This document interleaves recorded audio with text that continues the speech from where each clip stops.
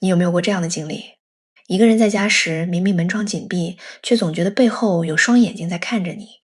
走到某个陌生的街角，突然感到一阵莫名的寒意。深夜里明明没有人，却听到哪里传来轻微的脚步声，大多你穿过去。你喝下去的这杯水，在某些生命看来却是滚烫的铁汁。你可能觉得我在胡说八道，但这是佛陀在菩提树下证悟后，亲口向我们揭示的宇宙真相。很多人以为鬼神住在阴间，住在地狱，或者住在另一个遥远的世界，但这完全是误解。佛陀在《长阿含经》中非常明确地告诉我们，所有人类居住的房屋里面都有鬼神，没有一间是空的。所有的街道、十字路口、菜市场、屠宰场以及坟墓之间也都有鬼神，没有一处是空的。哪怕是一根像车轴那么细的小树，上面都有鬼神依附。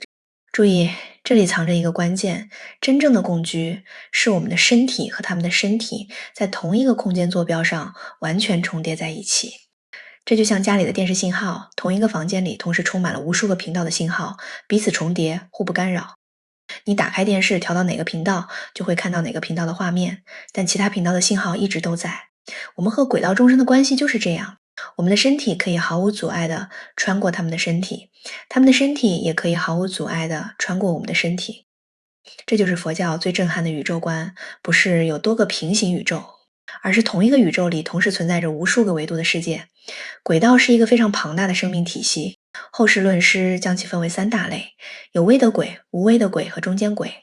有威德轨是轨道中福报比较大的众生，他们有神通、有力量，甚至有自己的宫殿和眷属。我们平时所说的城隍、土地、山神、河神，其实都属于有威德轨。他们的生活并不痛苦，甚至比很多人类还要好，但他们依然在6道轮回之中，福报享尽之后依然会堕落。无威德轨就是我们通常所说的恶鬼，他们是轨道中最痛苦的一类。因为过去生中贪心太重，所以死后遭受长久的饥饿和干渴之苦。佛经中描述，恶鬼的喉咙像针尖一样细，肚子却像大山一样大。他们永远都在寻找食物和水，但即使找到了，到了嘴边也会变成火炭，到了嘴边也会变成脓血。他们几千年都听不到水的名字，更别说喝到了。恶鬼的寿命非常长，轨道的一天等于人间的1个月，最短的寿命是500岁。也就是说，一个恶鬼可能要在饥饿和干渴中间熬几万年甚至几十万年。除了轨道，天道低层众生、阿修罗道众生、畜生道众生也与我们共居。4天王天的天人就住在须弥山的半山腰，也就是我们这个世界的上空。他们经常会来到人间，护持行善的人，惩罚作恶的人。我们平时所说的举头三尺有神明，指的就是他们。阿修罗道的众生也住在这个世界的上空和大海里，他们生性好斗，经常和天人发生战争。畜生道也不仅仅是我们能看到的猪牛鸡狗，还有很多是我们肉眼看不到的，比如水里的微生物、空气中的细菌，都属于畜生道。那么为什么同一个空间里的不同众生会看到完全不同的世界？佛教用4个字就完美解释了这个问题。巡业发现，每一个众生所感知到的世界都是循着他自己的业力而显现出来的，有什么样的业力就会看到什么样的世界。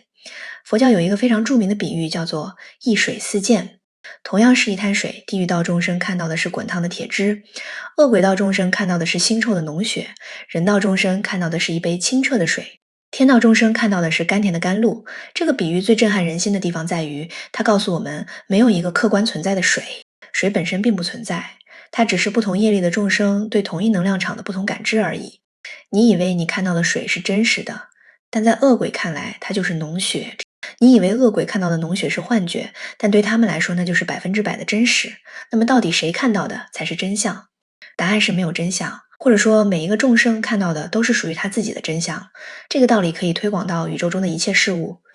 我们所看到的太阳、月亮、大地、房屋，所有的一切都不是客观存在的，它们都是我们业力的显现。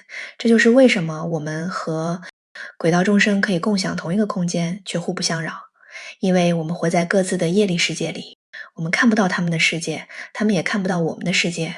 听到这里，你可能会问，如果每个人看到的世界都是自己业力的显现，那为什么我们所有人看到的世界都差不多？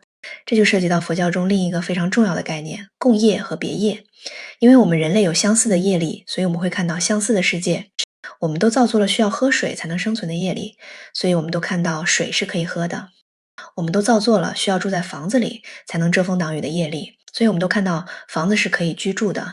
这就是我们所说的客观世界，它其实不是真正的客观，而是所有人类共同业力显现的集体幻觉，而别业就是每个人自己独有的业力。虽然我们有共同的共业，但因为每个人的别业不同，所以我们每个人的人生体验也完全不同。同样是生活在同一个城市里，有人腰缠万贯，有人一贫如洗，有人家庭幸福，有人妻离子散。这就是别业的作用。巡业发现和共业别业的理论，最终都指向佛教的核心教义：万法为识。佛教认为，我们每一个众生的心里都有一个阿赖耶识，也叫做藏识。它就像一个巨大的仓库，储存着我们无始以来造作的所有善业和恶业的种子。当这些种子成熟的时候，就会显现出我们所感知的世界。我们的眼耳鼻舌身意这六根，就像六个投影仪，把阿赖耶识里的业力种子投射到外面，形成了我们所看到、听到、想到的一切。所以这个世界不是在我们外面，而是在我们心里。这就是为什么佛教说一切唯心造，不是说我们的意识可以凭空变出一个东西来，而是说我们的起心动念会在阿赖耶识里种下种子，这些种子成熟之后就会变成我们的现实。你每一个起心动念都在创造你未来的世界。既然鬼道众生就在我们身边，为什么我们通常看不到他们？佛教把这种看不到的原因叫做业障。我们的眼睛被我们自己的业力蒙蔽了。有趣的是，鬼道众生通常是能看到我们的，因为他们天生就有天眼通、天耳通，他心通，但大多数时候他们会躲开我们，因为人类身上有一股正气，一个心地善良、光明磊落的人，身上的阳气特别足，鬼道众生看到他都会远远躲开。只有那些心地阴暗、作恶多端的人，身上的阳气很弱，才会容易被鬼道众生靠近和干扰。在某些特殊情况下，这种业力的隔阂会被打破。比如业力相近时，有些人天生就能看到鬼神，也就是我们所说的阴阳眼。小孩子在7岁之前也比较容易看到。当人身衰弱时，比如生病、临终极度恐惧的时候，身体的阳气会变得非常弱，就容易看到他们。还有特定的时节与地点，比如农历7月15中元节，以及墓地、医院、屠宰场这些阴气比较重的地方。通过修行、禅定、持咒、念佛也可以开发出天眼通。但佛教并不提倡追求神通，佛教的这个世界观在现代科学中找到了惊人的契合。量子力学的观测者效应告诉我们，微观粒子在没有被观测的时候没有确定的状态，只有当它被观测的时候才会变成确定的现实。观测者的存在决定了被观测对象的状态，这与佛教巡业发现的观点几乎一模一样。量子纠缠现象也告诉我们，两个相互纠缠的粒子无论相距多远，其中一个状态改变，另一个也会瞬间改变。这在佛教看来一点都不奇怪，因为佛教认为万物一体，整个宇宙本质上是一个不可分割的整体。很多人喜欢把佛教的多维度世界观和现代物理学的平行宇宙论相提并论，但两者有本质的区别。平行宇宙论认为存在着多个彼此独立的宇宙，而佛教认为只有一个宇宙。但在这同一个宇宙里，同时存在着无数个不同业力的世界。这些世界不是彼此独立的，而是相互重叠、相互渗透的。平行宇宙论说的是多个地方，而佛教说的是同一个地方，多个世界。佛教讲这些宇宙真相，最终的目的是为了让我们获得生命的终极智慧。第一个要获得的智慧是超越人类中心主义的生命观。人类最大的傲慢就是认为自己是宇宙的中心，认为我们所感知的世界就是唯一真实的世界。但佛教告诉我们，我们只是宇宙中无数生命形态中的一种。当你真正看清这个真相，所有的傲慢都会瞬间崩塌。你会学会尊重所有的生命，尊重每一棵草、每一朵花、每一个众生。第二个要明白的是，业力不是枷锁，而是自由的钥匙。业力不是外在的力量，而是我们自己创造的。我们过去的起心动念创造了我们现在的业力，我们现在的起心动念正在创造我们未来的业力。只要我们愿意，我们随时都可以改变自己的命运。第三个要获得的智慧是一定要醒来。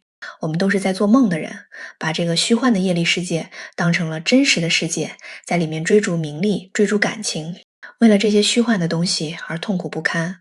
佛陀就是那个第一个从梦中醒来的人，了解了同一空间无数世界的真相。他的名号有巨大的功德和力量，只要你诚心念诵，就会得到护佑。